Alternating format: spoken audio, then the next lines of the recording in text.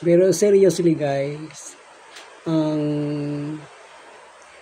ang estado ng ating buhay na tayo ay nasa dapit hapon na,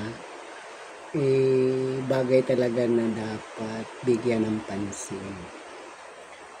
Gusto ko lang maging masaya kaya dinadaan ko na lang sa pabiro-biro.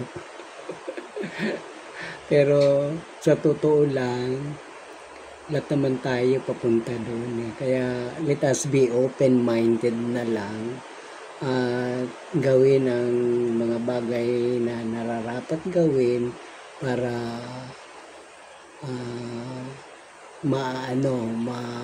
maingatan ang ating mga sarili, tulad sa pangangalaga sa ating kalusugan,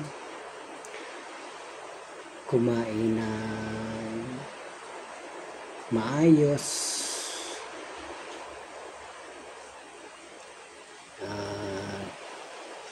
ang outlook sa buhay ay maging happy lang.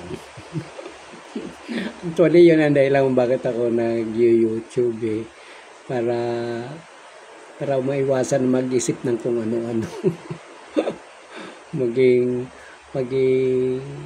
maging joyful, maging positive, maging hopeful sa mga nakikita natin sa paligid. Any comment guys?